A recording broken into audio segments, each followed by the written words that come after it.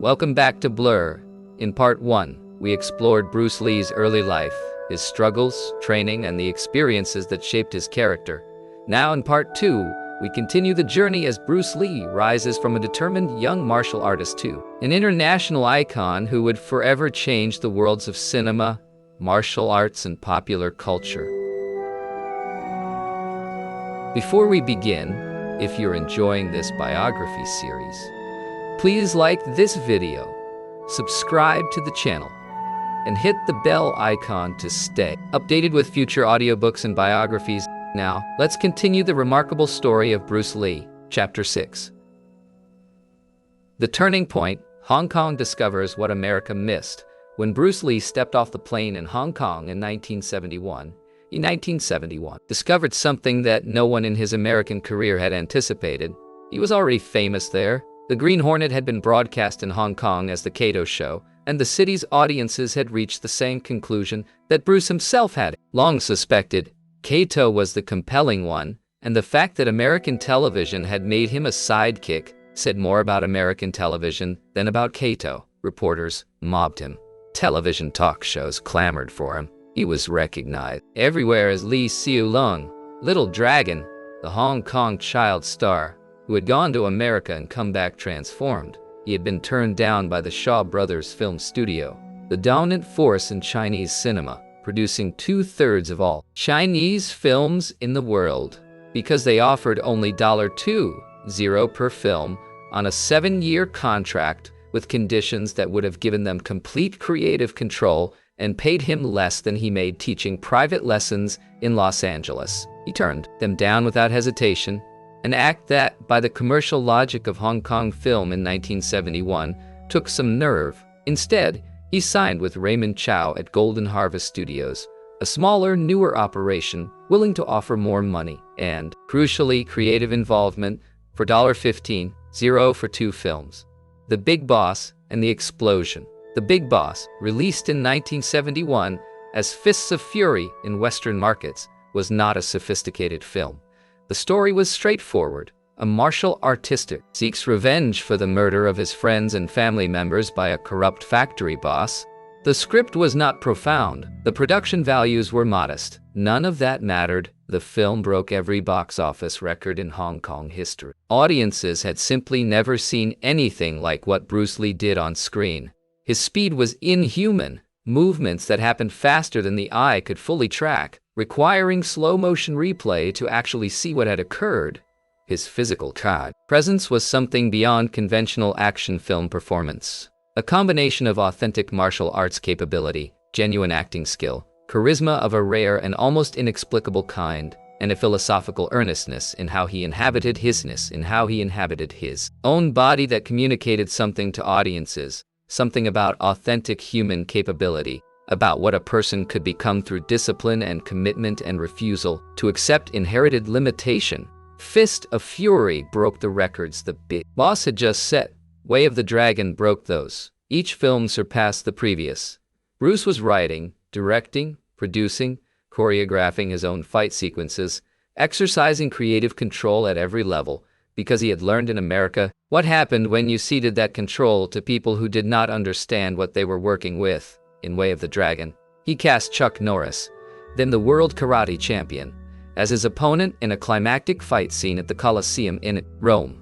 The sequence, filmed with genuine attention to the grammar of real combat, rather than the elaborate theatrical conventions of traditional martial arts films, remains one of the most acclaimed fight scenes in cinema history. Hollywood noticed. Warner Bros. Came to him, not the other way around. Chapter 7, Rise to Power, Enter the Dragon, and the Hollywood Vindication. In 1972, Bruce Lee negotiated a co-production deal with Warner Bros. That would produce Enter the Dragon, the first major Hollywood-Hong Kong film collaboration, and the vehicle through which Bruce Lee would achieve what Hollywood had spent a decade insisting was impossible: an Asian-American man as the lead of an English-language action film marketed to the broadest possible Western audience. He fought for every element of creative control he could secure. The producers wanted Enter the Dragon to be a conventional action film. Bruce wanted it to contain what he always wanted his work to contain: genuine philosophy, genuine martial arts capability, and an Asian protagonist who was the hero of his own story rather than a stereotype, an aid, or a convenient exotic presence in someone else's narrative. He won some battles and lost others.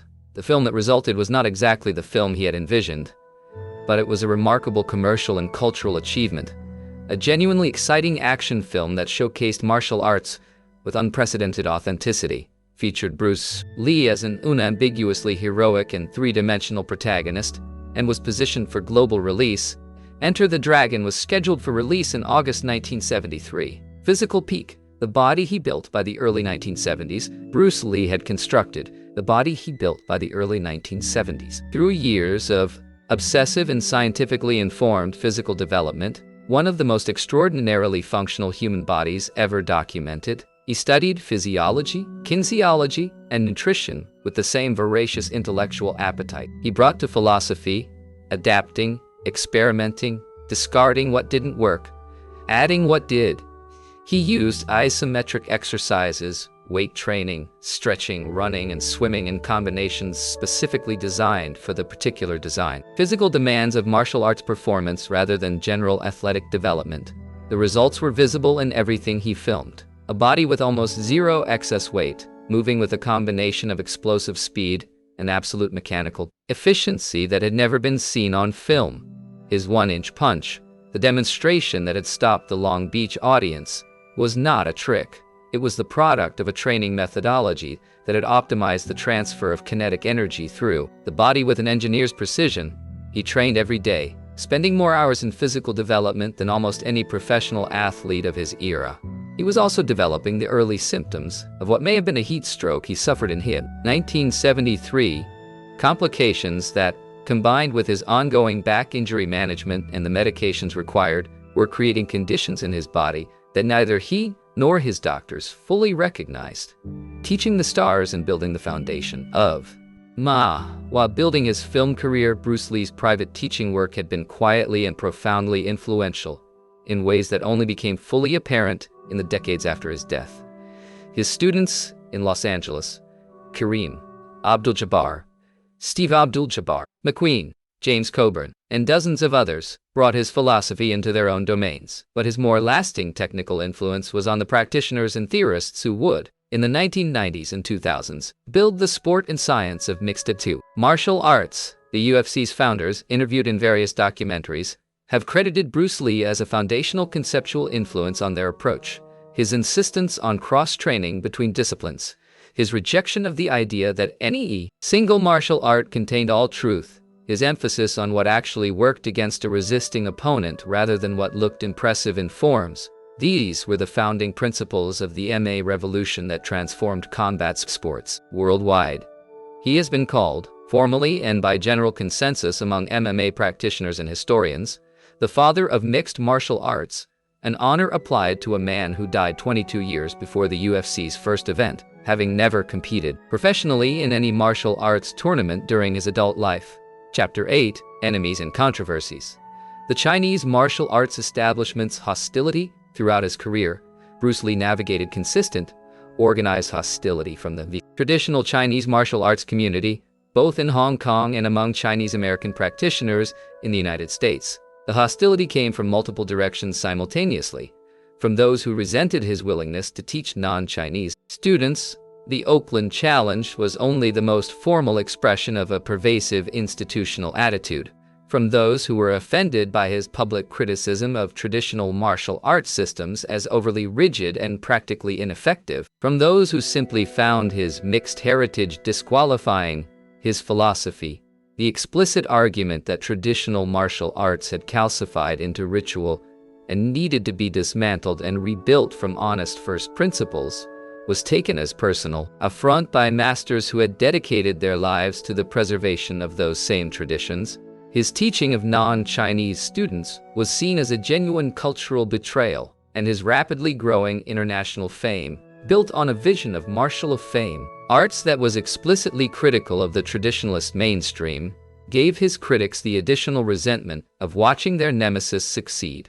Hollywood's treatment of Asian representation. The Kung Fu casting decision. Bruce's concept, rewritten and cast with a white actor, represents a specific and particularly damaging instance of a broader pattern that characterized Bruce's entire American career: systematic, institutional exclusion from the leading roles that his talent clearly warranted, on the basis of racial assumptions about what American audiences would watch. This history has become, in subsequent decades, one of the most frequently discussed cases in conversations about Asian American representation in Hollywood, a concrete, documented instance of how racial gatekeeping operated in the studio system of the 1960s and 1970s, and how that gatekeeping prevented genuine talent from reaching the audience it deserved.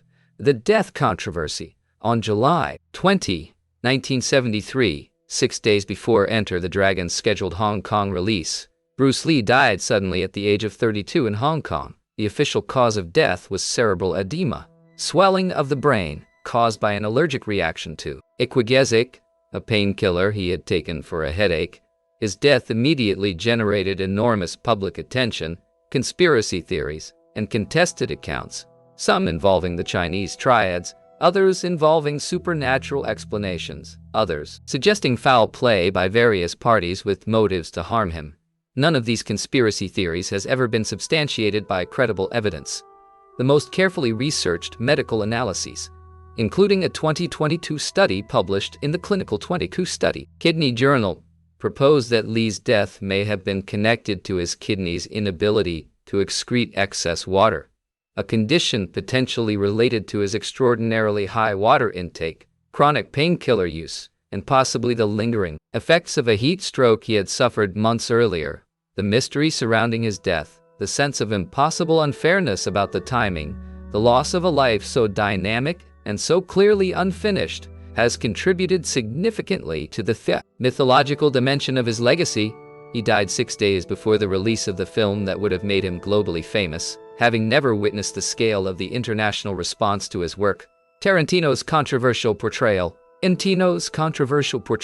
2019, Quentin Tarantino's film Once Upon a Time in Hollywood depicted Bruce Lee in a brief, now infamous scene in which Lee is portrayed as arrogant and boastful, and is physically bested by the film's fictional stuntman protagonist. This portrayal generated fierce controversy and significant pushback from Bruce's daughter, Shannon Lee, former student Kareem Abdul-Jabbar, and the broader community of people who knew or had studied Bruce's actual approach to martial arts. Controversy illuminated an important tension in how Lee's legacy is publicly mediated, between those who knew him, trained with him, and understood his actual philosophy and personality, and those who have absorbed his image through the mythological accretion of decades without access to the primary sources. Chapter 9. Psychology and Mindset. Be water.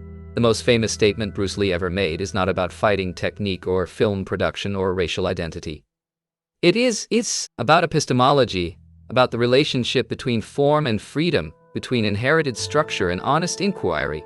Empty your mind, be formless, shapeless, like water. You put water into a cup, it becomes the cup. You put water into a cup, bottle, it becomes the bottle. You put it in a teapot, it becomes the teapot. Now water can flow or it can crash. Be water, my friend. This statement, delivered in a 1971 television interview in Hong Kong, has since been quoted, shared, and referenced so widely that it has become one of the most recognizable philosophical phrases of the 20th century.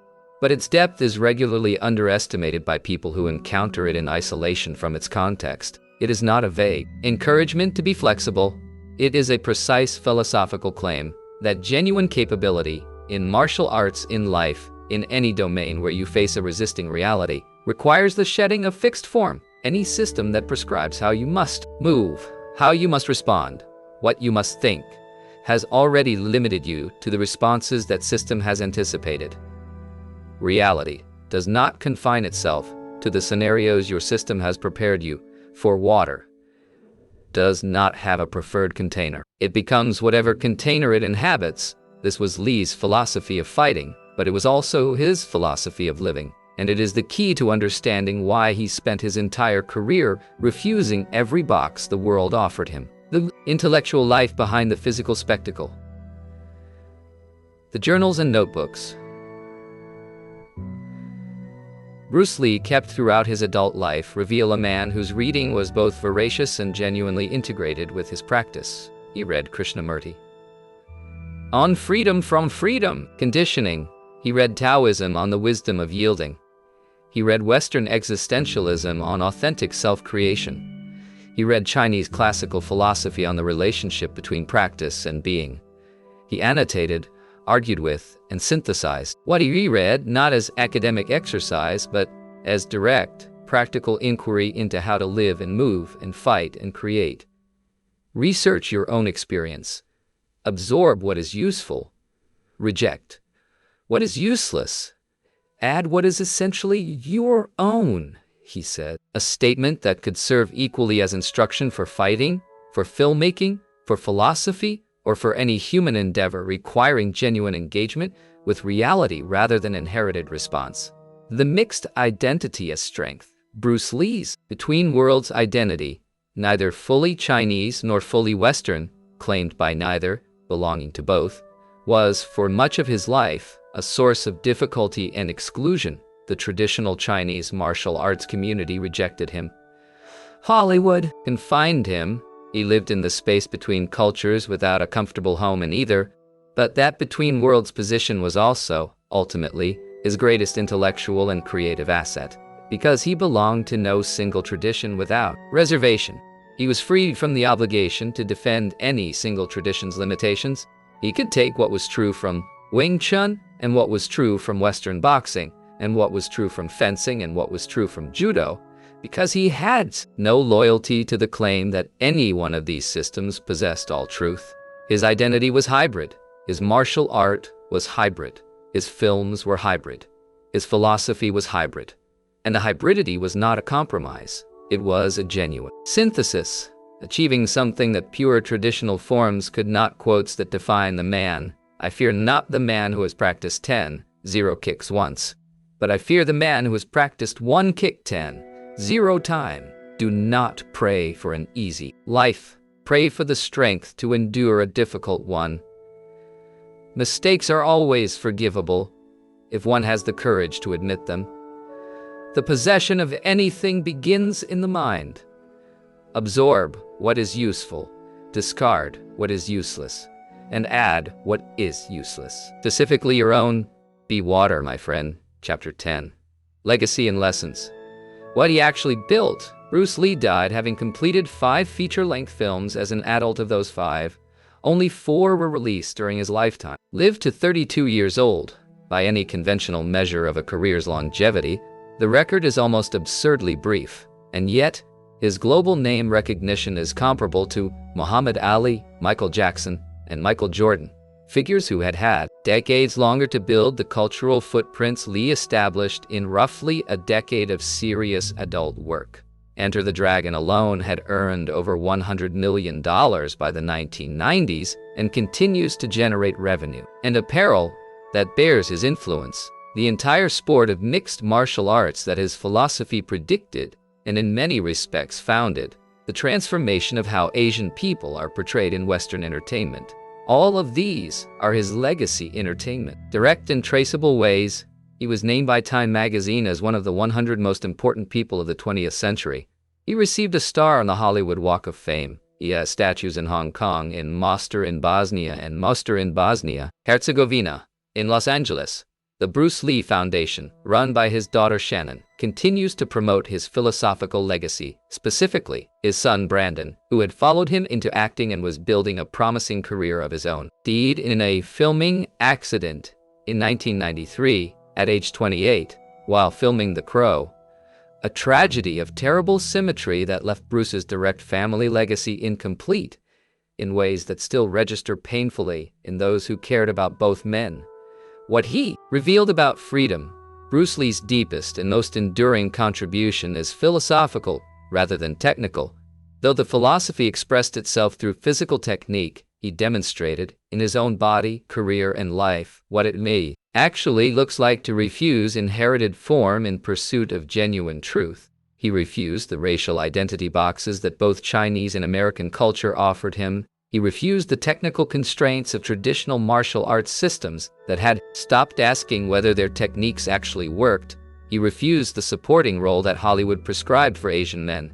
He refused the Shaw Brothers contract that would have made him commercially secure at the cost of creative control. Refused to accept the back injury diagnosis that said he would never fully recover. Each refusal was difficult. Each one cost him something in the short term. Each one produced, in the medium and long term, a more authentic and effective expression of what he actually was. 3 lessons that matter. Lesson 1. The tradition that cannot tolerate questioning has already stopped pursuing truth. Bruce Lee's break with traditional martial arts was not driven by disrespect for tradition or ignorance of what tradition had produced. He was steeped in Wing Chun, trained by one of the great masters of the 20th century. His departure was driven by the honest recognition that no tradition, however valuable, remained permanently valid if its practitioners stop testing it against reality and start simply preserving it unchanged. Any system, martial, political, religious, philosophical, that cannot tolerate honest questioning has become something other than a pursuit of truth. It has become the performance of identity, the willingness to discard what doesn't work, even when it has been inherited from people you respect, is not betrayal. It is fidelity to a deeper principle. Lesson 2. Divide. D2. Between worlds position, however painful, can produce synthesis that neither world alone could achieve. Bruce Lee belonged fully to neither Chinese nor American culture, too European for some Chinese purists, too Chinese for the racial imagination of 1960s Hollywood. This exclusion was genuinely painful and consistently costly throughout his life, but it also liberated him from the obligation to defend either world's limitations. He could synthesize because he was not captured. He could innovate because no single tradition owned him. The between worlds identity that felt like exile was also the source of his unique creative freedom. Lesson 3. The 32 years that contained genuine, fully realized work outlasted the 80 years that contained comfortable safety. Bruce Lee is an unusual case in this biography collection because his life was, by conventional measures, dramatically short. He did not live long enough to build the institutional empire, accumulate the financial fortune, or develop the sustained public persona that decades of continued work would have produced. What he left instead is something different, a body of work, a philosophy, and a physical legacy that are as vivid and present in global culture today as anything produced by contemporaries who lived 2 or 3 times as long. The lesson is not that life is better when it ends at 32. The lesson is that the fullness of a life is not a function of its length, but of how completely, honestly, and courageously it is lived within whatever time it has. We began with a question. How does a mixed heritage boy born accidentally in San Francisco, rejected by the Chinese martial arts establishment for his foreign blood, and by Hollywood for his Chinese face, dying at 32, having completed only 5 feature films? How does this man become one of the most globally recognized human beings of the 20th century? The answer is that he refused, consistently and at genuine cost, every offer the world made to define him by its own limitations rather than his actual capabilities. He refused to be only Chinese, or only American, or only a martial artist, or only an actor, or only a philosopher, or only a physical performer. He refused to stay in the box of traditional Wing Chun and built Jeet Kune Do. He refused to stay in the box of Hollywood's supporting roles and built a film career in Hong Kong that Hollywood eventually came to him to access. He refused to stay in the box of what doctors told him his injured back would permit him to do again, and recovered to choreograph the greatest fight sequences in the history of martial arts cinema. And in doing all of that refusing, in the accumulated, costly, consistent practice of refusing to accept inherited limitation as the boundary of what was possible, he produced something that genuinely had not existed before him and has not been replicated since.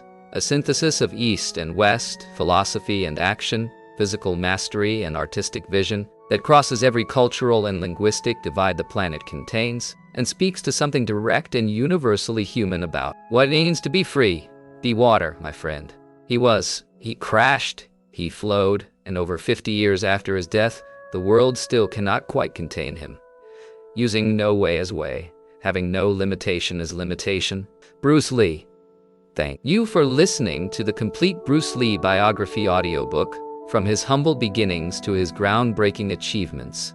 Bruce Lee's life remains a powerful reminder that determination, discipline, and self-belief can overcome even the greatest obstacles. Though his life was tragically short, his influence continues to inspire athletes, artists, entrepreneurs, and dreamers around the world. If you enjoyed this audiobook, please like, subscribe, and hit the bell icon for more inspiring biographies and classic audiobooks here on Blurr. And we'd love to hear from you in the comments. What lesson from Bruce Lee's life inspired you the most? Thank you for listening, and we'll see you in the next story.